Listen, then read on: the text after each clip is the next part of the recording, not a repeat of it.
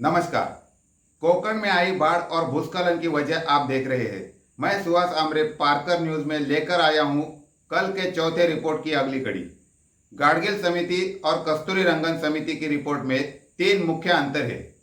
पहला अंतर उस क्षेत्र के दायरे का है जिसे पारिस्थितिकी संवेदनशील क्षेत्र ESZ यानी इको सेंसिटिव जोन के तौर पर संरक्षित किया जाना चाहिए। गाडगिल समिति ने तो पूरे पश्चिमी घाट को ही ESZ के तौर पर चित्रित किया है, लेकिन इसने संरक्षित क्षेत्र के लिए तीन श्रेणियां बनाई है, जिसमें सूचीबद्ध गतिविधियों को पारिस्थितिकीय समृद्धि और भू उपयोग के अनुसार अनुमति दी जाएगी। लेकिन कस्तूरी रंगन समिति ने इसके लिए अलग तरीका अपनाया।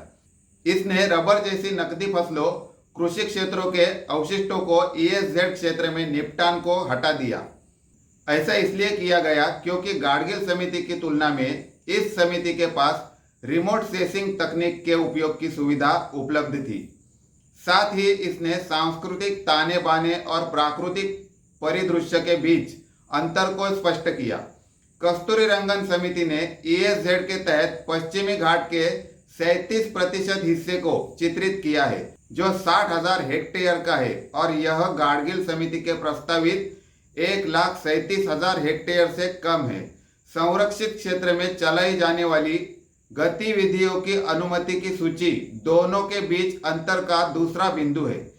इस मामले में गाडगिल समिति की सिफारिशें काफी व्यापक है, जिसमें कृषि क्षेत्रों में कीटकनाशकों और जीन संवर्धित बीजों के उपयोग पर प्रतिबंध से लेकर पनबिजली परियोजनाओं को हतोत्साहित करना और वृक्षारोपण की बजाय प्राकृतिक वानिकी को प्रोत्साहन देने जैसी सिफारिशें शामिल है। लेकिन कस्तूरी रंगन समिति ने इन सूची को अधिक महत्व नहीं दिया। उसने पहले से ही संरक्षित श्रेणी से भूमि के काफी बड़े हिस्से को हटा दिया। उसने ESZ में बड़ी परियोजनाओं और पर्यावरण को नुकसान पहुंचाने वाली गतिविधियों पर प्रतिबंध लगाने का प्रावधान किया। इसमें सभी प्रकार के खनन और उत्खनन, लाल श्रेणी वाले उद्योग, जिसमें तापीय विद्युत संयंत्र भी शामिल है, इनके अलावा 20,000 वर्ग मीटर के क्षेत्र के सभी बड़ी इमारतों के निर्माण पर पूरी तरह प्रतिबंध लगाने की बात की गई है। पनबिजली परियोजनाओं के बारे में समिति ने नदियों में पर्याप्त जल प्रवाह और परियोजनाओं में अंतराल की कठिन शर्त तय की है। असहमति का तीसरा बिंदु शासन के ढांचे का है। गाडगिल समिति ने एक राष्ट्रीय प्राधिकरण की सिफारिश की है, जिसमें राज्य और जिला स्तर पर प्रतिनिधि हो।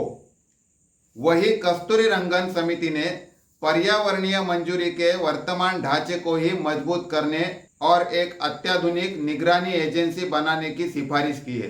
पर्यावरण मंत्रालय ने कस्तूरी रंगन समिति द्वारा की गई सभी प्रमुख सिफारिशें स्वीकार कर ली।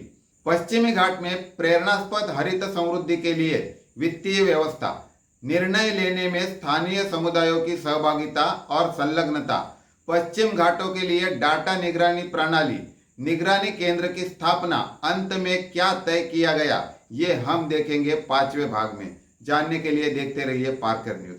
धन्यवाद।